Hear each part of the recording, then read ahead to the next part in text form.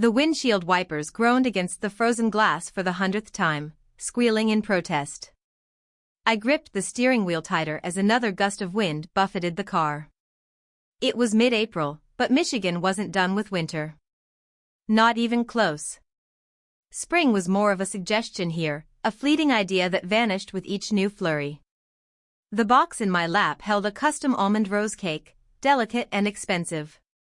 I'd wrapped it in a fleece blanket and angled the seat warmer just right to protect it. My thighs were numb, but it didn't matter. My sister Jenna deserved perfection for her engagement party. She deserved someone who'd drive through the worst storm of the year just to hand her this cake. She was worth every white-knuckled mile, every detour, every freezing stop to scrape ice off the wipers. She's always been worth it. My phone buzzed.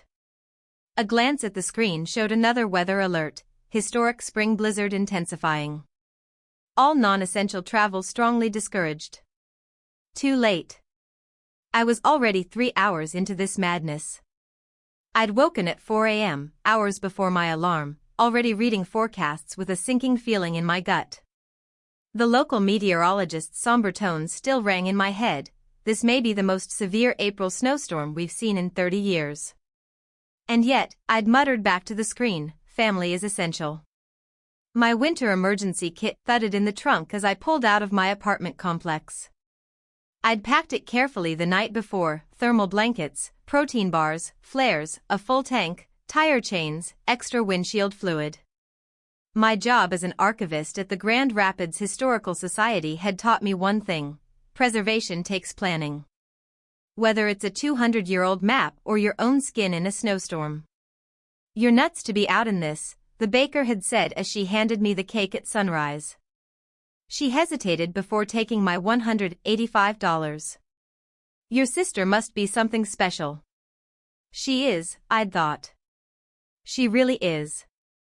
By my 7th stop to clear the wipers, this time at a nearly deserted gas station outside Traverse City, the wind cut straight through my wool coat. I reached up with the ice scraper, hands trembling. Each pass across the glass reminded me of carefully removing grime from a forgotten manuscript, revealing something beautiful beneath the damage. I checked my phone. 3 unread texts from Jenna. On my way. About 2 hours out. Almost there. No response. The gas station bathroom mirror was brutal. I looked like I'd been up for 2 days. I swapped out my snow boots for nude heels, smoothed my hair the best I could, and dabbed on some lip gloss. The overhead light flickered, and for a second, I caught a glimpse of myself, not tired, but hopeful. Hopeful that this time the effort would matter. I tried my parents again. Straight to voicemail.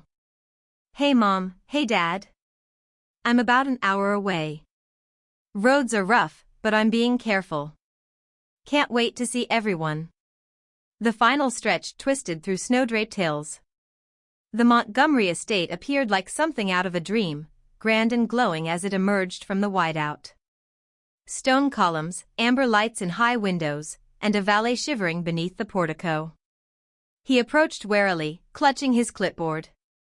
Are you with catering? He asked through the cracked window. I smiled, gathering the cake closer. No. I'm family. The bride's sister.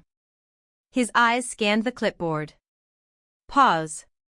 Scan again. Let me take your keys, ma'am. Inside, I was hit with warmth and quiet luxury.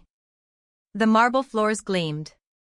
My coat dripped snow as I walked, each step closer to the main hall weighing heavier. And then, silence. As I entered the room, conversations faded.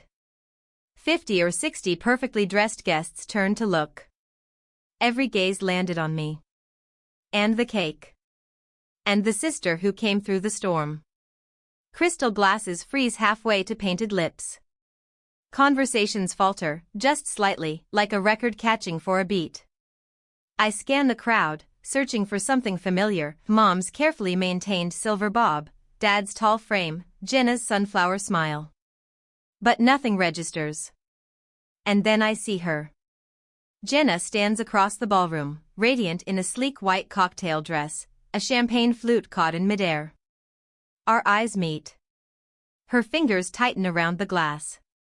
Her lips part. In that moment, watching recognition spread across her face like frost on a windowpane, I realize something awful. I've made a mistake. Jenna's worth it. She's always been worth it. But maybe I should have asked if I was worth it to her. You actually came? Her arms wrap around me in a perfunctory hug, her perfume a sharp contrast to the damp wool of my coat. She pulls away quickly, tugging at the hem of her dress as if afraid my presence might wrinkle the fantasy she's curated. Behind her, my mother materializes, chilly and elegant, her fingers tugging at her strand of pearls. We didn't set a place for you, she says quietly. Her words skate across the marble like ice splintering beneath thin boots. To the side, a photographer lowers his camera. His gaze drifts right past me, as if I'm just an overcoat someone forgot to check. This is Jenna Montgomery's older sister, my father announces to a couple standing nearby, his voice dipped in obligation rather than pride. Mara. The silence that follows is thicker than the snow outside. I walk slowly past the tables. Calligraphy name cards mark each place, Anderson, Blackwood, Caldwell. But only the right Caldwells. My name isn't among them. With every step, the almond rose cake feels heavier in my arms. At the gift table, a bridesmaid in a pale champagne dress eyes me like I'm a misplaced coat rack. Who brought that? She whispers. It doesn't match the dessert table. I set the cake down with care. Perfectly centered. My hands steady, trained by years of handling fragile artifacts and ancient paper. Don't let them see the tremor. Don't let them see anything. My fingers linger on the edge of the box. I think of the baker at sunrise, her brows knit as she handed me the $185 masterpiece. She must be something special, she said. She is. Just maybe not to me. Excuse me, I say to no one.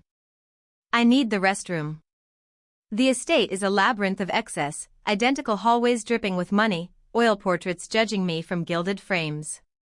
My heels echo against the marble like a metronome, ticking down the seconds until I can escape. My phone buzzes. A group chat notification. Brooke's perfect day sparkles. I don't recognize the name. But my number is there. Accidentally included. My thumb hesitates. In art restoration, we learn that some truths are buried beneath the surface of pentimento, they call it. The artist's first strokes, painted over but never quite erased. Hidden intentions, ghost traces. I open the thread. A message from Jenna, sent 2 weeks ago. She doesn't fit the look. We'll say the guest list was full. Then a reply, likely from our cousin or one of her bridal party. Don't worry, she probably won't make it through the storm anyway. I don't feel the phone slip in my hand. I barely feel my knees give out. The marble vanity catches me as I stumble into the powder room. My reflection in the mirror is warped by crystal light. My foundation has cracked. Lipstick smudged. Hair escaping the pins I secured it with before dawn.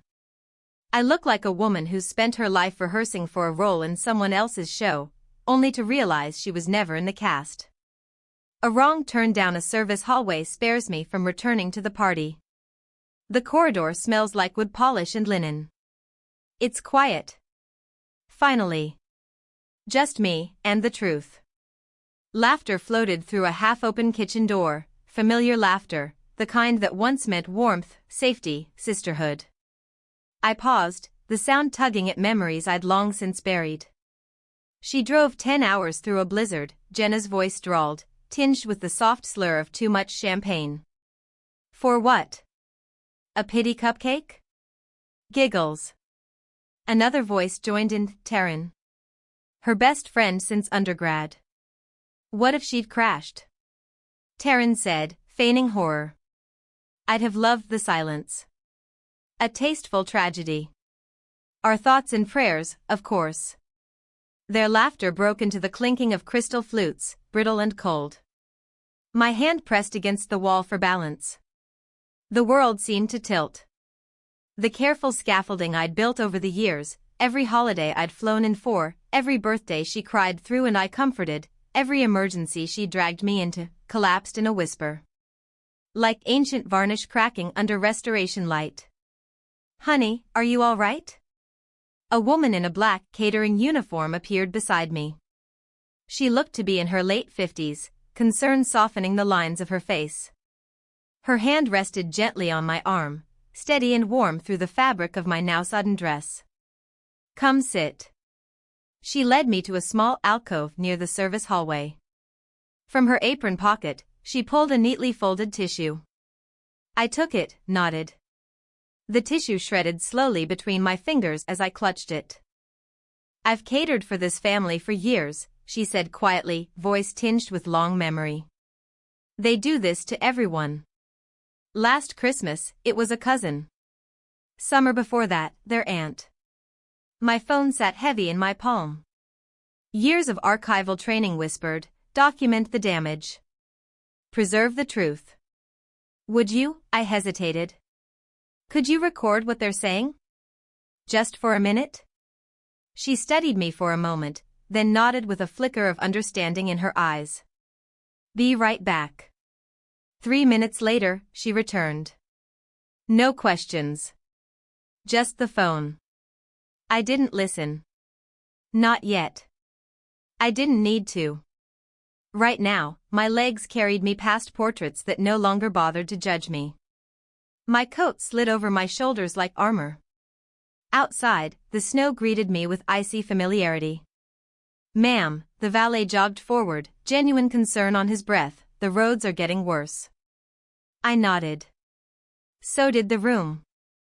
Wind lashed my cheeks, but it was nothing compared to the chill I'd left inside.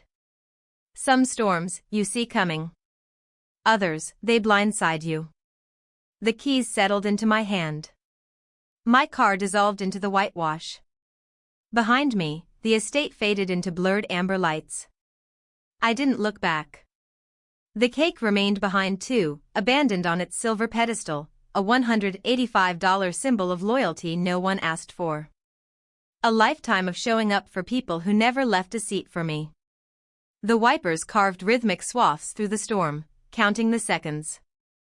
Each pass revealed another stretch of road, not the way back, but the way forward. 20 miles later, the Starlight Motel sign blinked through the slate-gray night, its blue neon flickering against thick clouds. It cast lonely shadows across my windshield as I pulled in. Inside, the night clerk barely looked up from his paperback. Without a word, he slid a brass key across the counter. No raised eyebrows at my smeared mascara, no pity for the formal dress clinging to damp skin. Room 114 opened with a heavy creak. The wallpaper was faded. The sheets were thin. But it was real. No curated illusion. No cold welcomes. Just a warm heater humming and a door that locked. My heels clicked against the linoleum as I crossed to the bathroom. The mirror was honest, unforgiving fluorescent light, no filters, no soft edges. I saw a stranger. A woman who'd driven through a blizzard to deliver love, wrapped in buttercream, only to find herself omitted from the guest list of her own sister's joy. With numb fingers, I wiped away my makeup. Each pass of the cloth stripped back another layer. The emerald dress, chosen to match Jenna's vision board, hung limp from a plastic hanger in the corner. A forgotten costume under brittle light. My phone lay silent on the bed. And for the first time all day, I let it. The nightstand glows with unwelcome light, 67 notifications blinking like tiny accusations. I stare for a second. Then press the power button with deliberate finality. Silence overlies.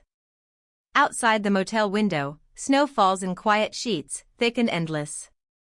Each flake catches in the glow of the street lamp before vanishing into shadow. I watch until the view blurs, not from the weather, but from memory. 12-year-old me pushing 8-year-old Jenna out of the way when a rotted branch cracked overhead in Grandma's backyard. I still carry the scar. For a moment, I was the hero. 16. I skipped the spring formal because Jenna had her first real heartbreak. She cried into my lap all night, and I held her, promising she'd find someone who deserved her. 23. Signing the lease for her first apartment after our parents refused. She needs to learn responsibility, they said. But I knew she just needed a chance. A pattern emerges in the snow, stark as tire tracks across untouched white. Every sacrifice met not with gratitude, but expectation. Every act of love twisted into proof of being overbearing. Every success I had, dimmed so it wouldn't threaten Jenna's glow. The first tear falls, unbidden. I watch its path in the window's reflection. I don't wipe it away. It isn't a tear of pain. Not yet. It's a tear of clarity.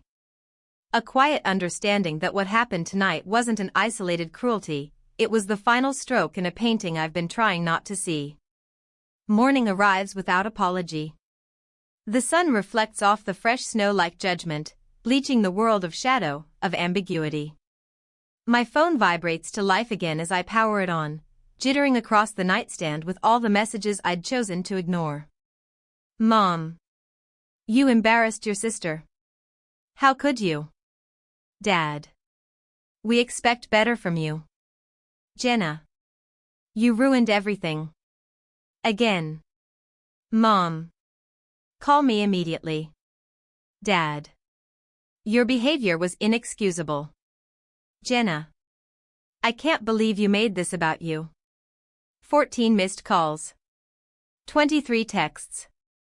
Not one asked if I survived the worst blizzard in a decade. Not one wondered if I made it through the snow-covered mountain roads safely. The narrative is already spinning, and I've been cast in my usual role, the problem. The disruptor. The one who couldn't just stay quiet. I open Instagram. I know what I'll find. But I need to see it anyway. Jenna's profile gleams with a new post. Professionally lit photos from last night. Sisters, arms linked, a perfect circle, excluding the gap where I should have been. Mom and Dad, beaming like they'd won something. Champagne flutes raised in golden light. Laughter that feels like performance art. Her caption. Perfect night with everyone who truly matters. Hashtag blessed, hashtag family first. The words hit like sleet, sharp and freezing. I open my own profile.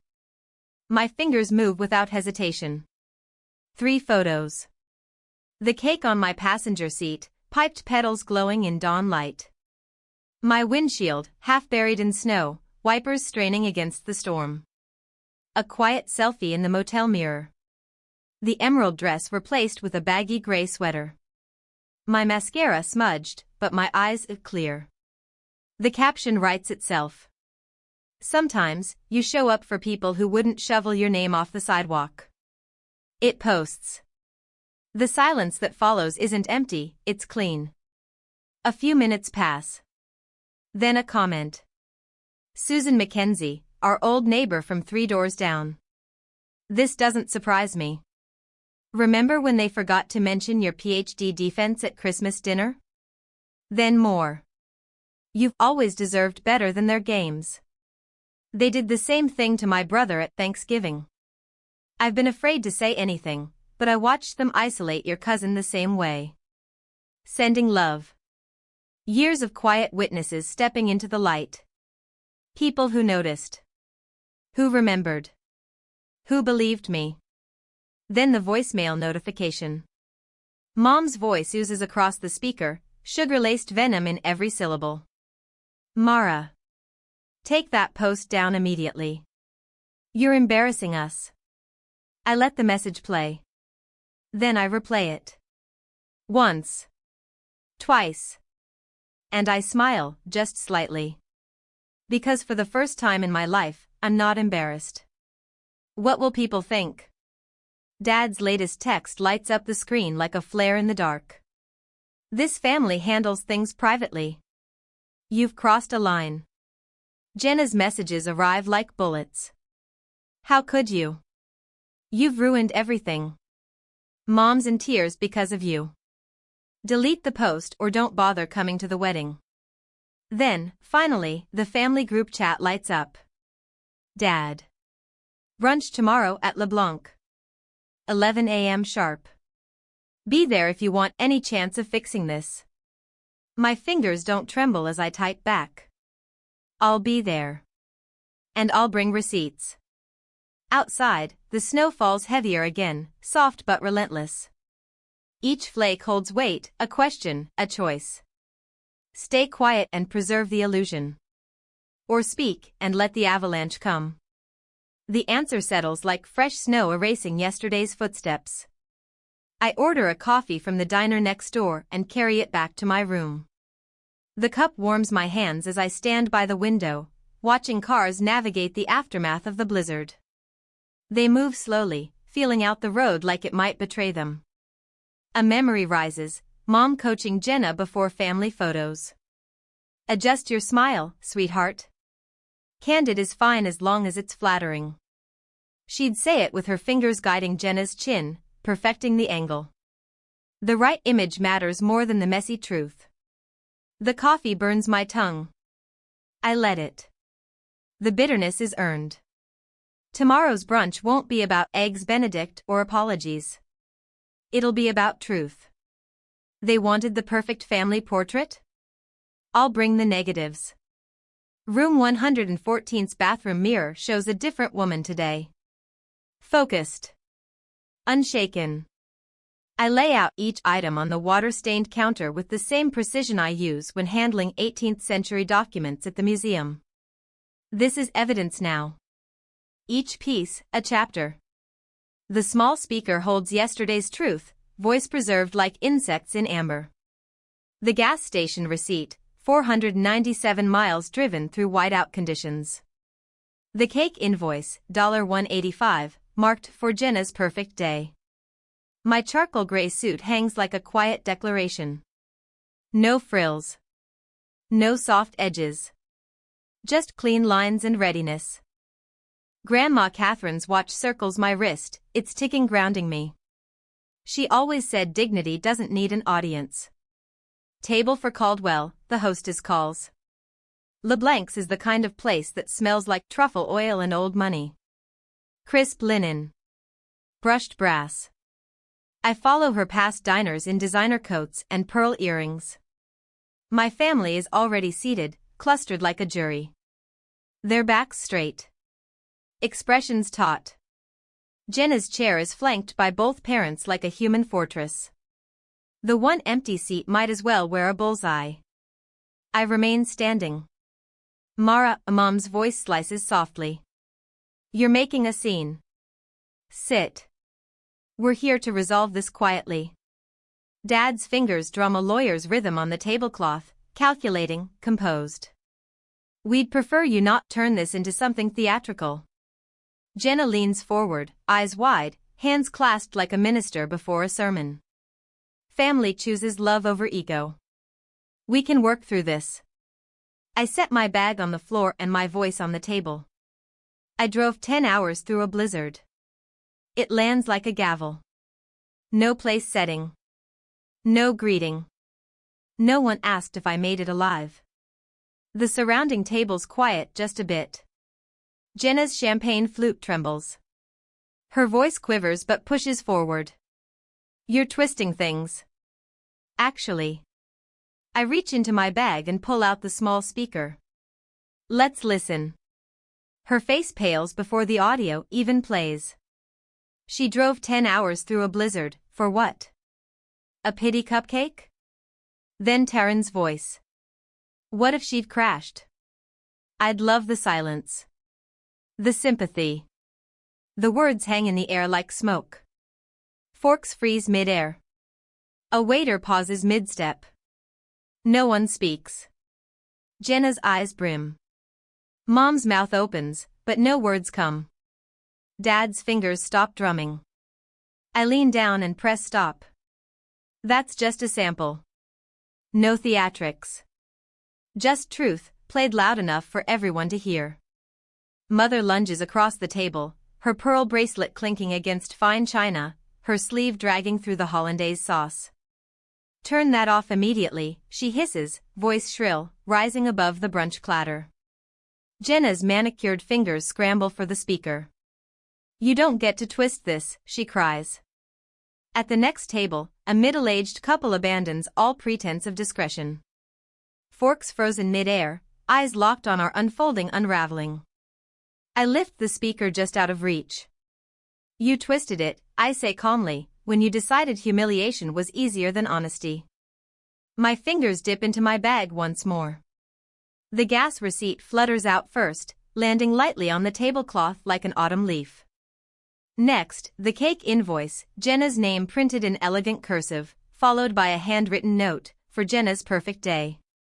I smooth them gently in front of me. "Not for drama. For record.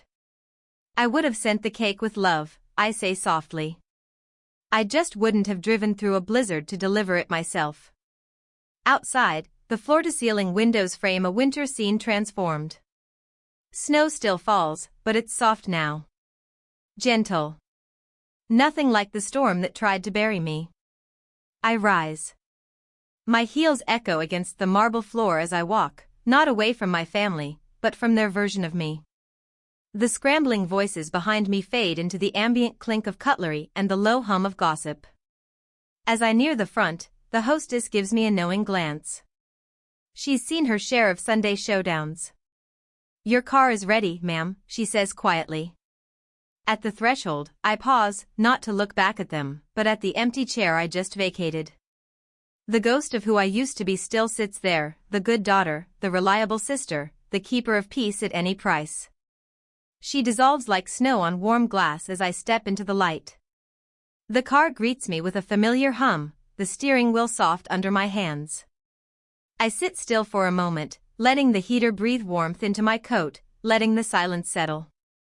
Through the windshield, I watch them burst from the restaurant, mother's scarf streaming behind her like a flag of war, father's expression a thundercloud of fury. Jenna stands motionless at the top of the stairs, mascara running like war paint. I shift into drive. The heat sweeps over me, melting the last cold remnants of their approval. Yesterday's blizzard taught me this: survival isn't about being untouched by the storm. It's about choosing to drive through it anyway, knowing full well you may not come out the same. Some roads home lead away from the places you started. My tires crunch over fresh snow as I pull away. In the rearview mirror, my family becomes silhouettes against the restaurant's glow, small, distant, no longer larger than life. My lungs fill with cold air that feels startlingly clean. Honest. Ahead, the stoplight glows red. I pause. Watch snowflakes tumble in the halo of my headlights, each one tumbling in its own chaotic descent. No two the same. The light turns green. I ease forward. Some bridges burn not to destroy, but to light the way forward. The highway opens wide before me, painted in soft amber and blush by the rising sun, a far kinder light than the one I faced yesterday. My fingers tap the steering wheel, not from tension, but rhythm. An old Eagles song plays softly through the speakers. Home stretches ahead, 500 miles of open road between me and the life I've put on hold for too long. My phone buzzes again. The 40th notification since brunch. Another call, another voicemail. But this one has a name attached. Aunt Lorraine. I pull into a rest stop beneath the skeletal limbs of a wind-worn oak. I press play. Mara, honey, her Louisiana drawl wraps around my name like a warm quilt. That video of you at brunch? It's making rounds in the family group chat. You didn't just clear your name, you burned the whole script. About time someone did. She pauses, voice softer now. Call me when you can. I've got stories you should hear. 3 more voicemails wait. And for once, I'm ready to listen. Wait, Cousin David, whose Christmas party invitation mysteriously disappeared 2 years ago. Uncle Marcus, who stopped showing up after what Mom referred to as his embarrassing little divorce.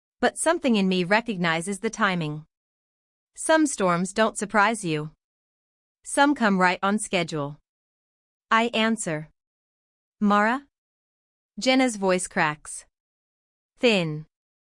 Fragile. I need to tell you something. I don't speak. Not yet. Because for the first time in our lives, she's not speaking for an audience. She's just speaking. Something. I sit on my windowsill, knees pulled to my chest, watching pigeons scatter across the power lines. The sky is tinted with early dusk, the city humming below. I'm listening, I say quietly. Jenna's voice trembles.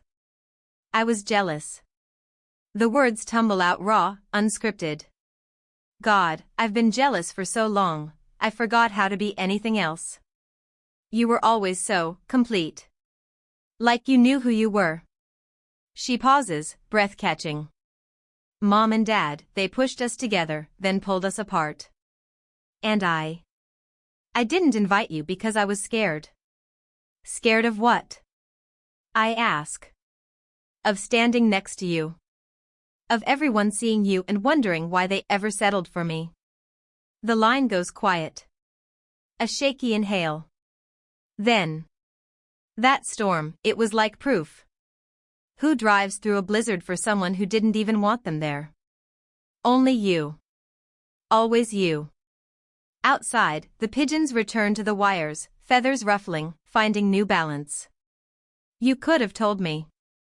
Would it have changed anything? Jenna asks. Yes. The simplicity surprises both of us. She exhales, something unclenching.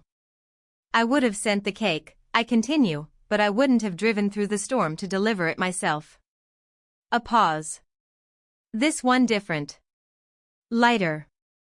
I started therapy, Jenna says suddenly. Real therapy. Not just counseling with James. There's a lot to unpack. Good. The word slips out, no edge, no mask. Just real. That's the most human thing you've said to me in years. A soft laugh, almost a sob. Can we? She stops, recalibrates. I know I can't ask for anything. But if there's ever a chance, I'd like a relationship. Just not the one we had before. That one costs too much, I say. The pigeons take flight, scattering into the lavender sky, the whoosh of their wings pressing something open inside me. A shift. A release. Some storms don't destroy. They clear the air. 6 months later, the autumn sun slants through my living room windows, catching dust motes that dance above the ferns I never used to remember to water. The walls, once painted my mother's choice of sage green, now glow terracotta, my choice. They warm the space like a permanent sunset. My friends lounge around mismatched second-hand furniture, plates on their laps, feet tucked beneath throw blankets chosen for comfort, not cohesion. Pass the bread, art goddess. Rachel grins, reaching across the coffee table. I slide the cutting board toward her. She's called me that ever since I restored her great-grandmother's wedding portrait after a flood nearly ruined it last spring. Still can't believe you saved those colors, Mark says, lifting his wine in a teasing toast. To Mara, preserver of memory and slayer of mildew. Laughter ripples through the room. The empty chair by the window glows in a patch of sunlight. I used to fill every seat to hide the gaps, the absences. Now, that one open space feels intentional. A reminder that choices matter more than appearances. I laugh, really laugh. No internal editor redlining every word. Just breath and joy and presence. These people know my story. Not just the highlight reel. They witnessed the storm, the undoing, the rebuild. They show up with casseroles when I'm sick and hard truths when I'm spiraling. They don't need me to wear a mask.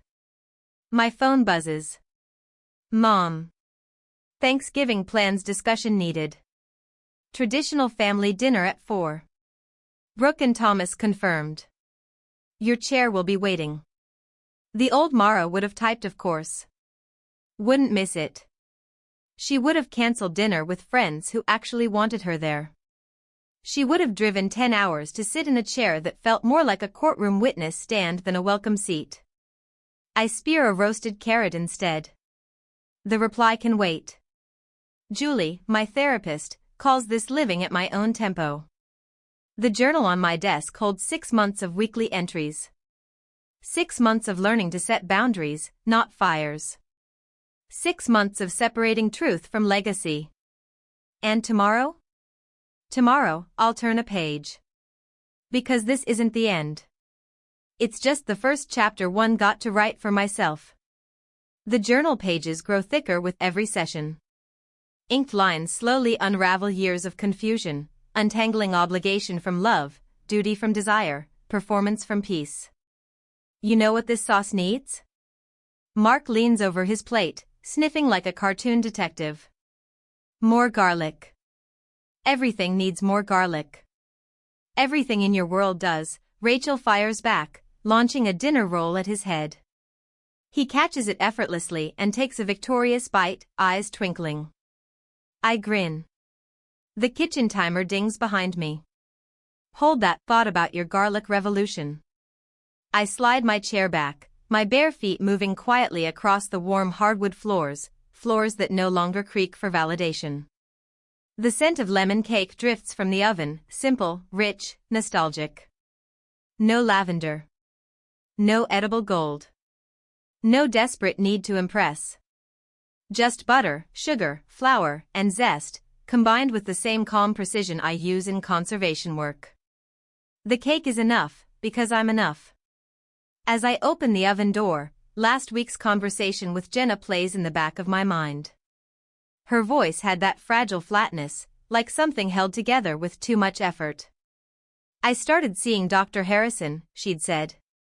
She's helping me understand why we. There was a long silence after that.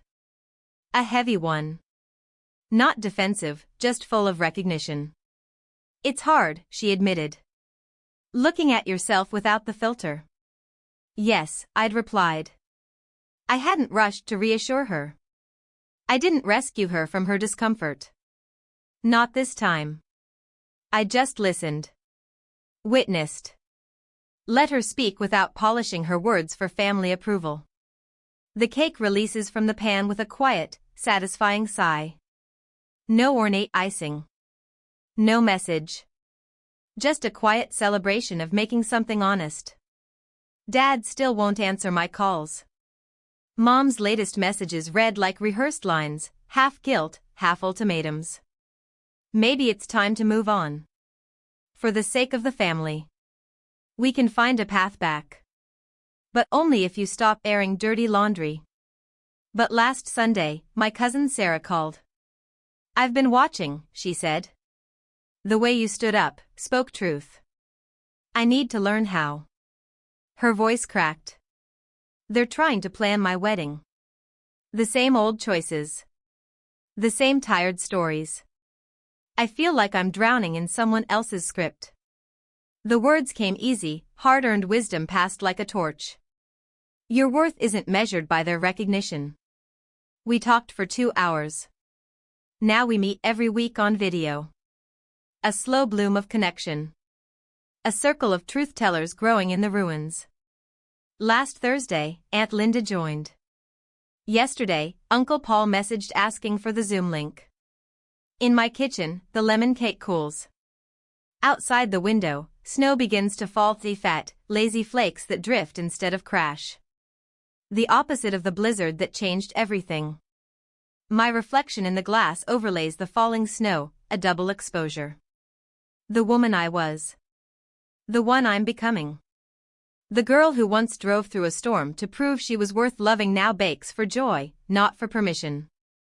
My hands remember the cold steering wheel, the weight of the lavender lemon cake, the shaking fingers holding it steady.